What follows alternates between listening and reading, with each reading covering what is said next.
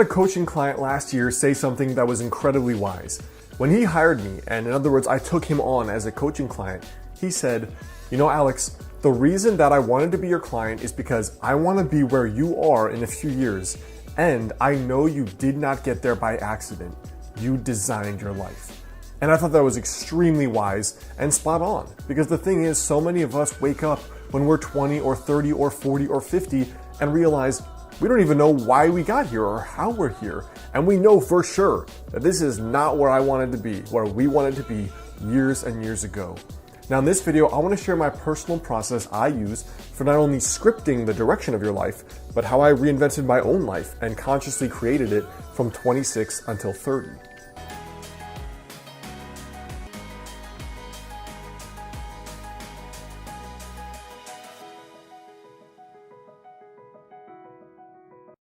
What's up guys, Alex Hine here, author of the book Master the Day.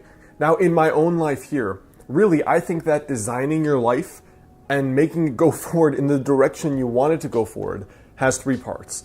And the very first part is the design, the second part is the habits you use or you do on a daily basis, and the third is the follow through or the follow up. In other words, how do you actually stay on track when you get off track? Because half of the game of goal achievement is purely when you get punched in the face, what are you going to do differently to get back up and get back in the fight? Now for me, the first thing is vision. It's basically the design. You know, if you just sit down for a day, you pour a coffee, you get out a piece of paper and you write down what would be the coolest thing that could happen over the next 5 years in my life. If you just do that, you are already ahead of 99% of humanity who show up with no game plan, no vision for the future, no clue what they would like to create besides, you know, I would like more money, or I'd like that girl or that guy, or I'd like a nicer car. There's almost no consciousness or conscious energy given to thinking about what do I want to build in the future? Like what consciously and concretely do I want to improve? So for me, the way that I do that is, first of all, I have a journal where I'm regularly writing down updates for the kind of life that I want to build. You know, it starts with the vision, which makes me think of the fact that the skyscrapers of New York started with a picture in somebody's head. And so did spaceships. And so did curing a difficult disease. And so when I think of it like that, I always make sure I'm consciously creating, even if it is just in my thoughts, even if it's just up there, both in print journals and in a document that I call 5 years from today. So the three things that I use for my yearly envisioning are, one, the yearly envisioning process I've talked about here, which is basically at the start of each year, I write down what is the coolest thing that could happen this year. Like perfect year, no limitations, no just be realistic, but like what would be the coolest thing that could happen? I put it on one piece of paper that's always on my desk every single day, and I review it twice per day. Now from there, that yearly document also has my daily habits, the unique projects I'm working on in each quarter of the year, as well as the things I know that I need to work on to get better, basically, to improve myself. The second thing is the pocket journal I carry around. This for me is always to record things that may change about my thinking, ideas I get when I read or listen to podcasts, as well as little intuitive hunches that come up. So if I'm talking to a friend or I'm reading a book and I'm like, wow, that would be an awesome idea. For example, that's where all my books came from. Wouldn't it be cool too? ... I put it down in this little book. It's just a little 3x5 moleskin that I always carry around with me. And then day by day, I can flip through that and be like, you know what? These were those cool things I wanted to basically manifest and create in my own life. Let me just keep a note of them. The second way I do that is by doing a weekly journal page. Now the weekly journal page is just a strategy page, which I talked about in my recent video on journaling for success. And in that strategy page, it's basically, where are you, Alex? Where do you want to be? And are those habits you're doing every day sufficient enough to actually get you there? So the whole point of this journal page is reflection. You're doing this, are you still on track? If not, what has to change? And then finally, I have this little journal notebook, a digital notebook in Evernote, and it just says 5 years from today. Now, I don't really stick with that idea of 5 years from today, but the point for me is, where do I want to go? In what direction? It could be as simple as moving. Like I know I'm moving to California after I'm done with my doctorate in Portland. It could be as simple as the relationship you want to be in. For example, I'm 30. I know that I want to be married by 35, so I can have that there. I know that I want to have a private practice and a traditionally published book and 3-4 vacations per year. I put all of that down where I don't know how I'm going to make it happen yet, but it will happen for sure. I haven't quite fleshed out the process. The point is that you're putting trajectories in your brain and in your subconscious. And when you check that every once in a while, you're kind of like, oh yeah, I knew I wanted to do that, but all right, let's start thinking about how I can actually do it.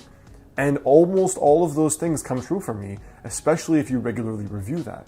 Now, the second piece here is your habits. So the daily action steps that you're gonna actually do to make that a reality. Now, I've shared this philosophy many times. It makes up the bulk of my book, Master the Day. But the point is that you think about the goals you wanna reach, and then you have to break them down. Forget the goal, but break it down into a daily habit. So with fitness, you forget losing 30 pounds. The habit is cook every day, go to the gym 20 minutes a day. You want to write a book, you forget having written a book, you put down the habit, write 500 words a day. You want to be in an amazing relationship in 2 years, you forget that goal, you put the habit, I'm going to go out to 4 events where I might meet like-minded people. And that's your daily habit. So you bring it back to, what do I have to do today? Now, the way I track that is a combination of ways. So not only in that yearly visioning document do I put that, I also record it in Evernote. And the reason I do that is because every Thursday, I have a 30 to 45 minute mastermind call. Now, I've had a personal mastermind for over 4 years now, every single week. And it's basically started when I started my business because that was so difficult for me. But it progressed to, like, are you happy? Are you building the life you want? Is your ladder up against the right wall, as the saying goes? Because you might climb the ladder of success and realize you climbed the wrong ladder and you're not where you want to be.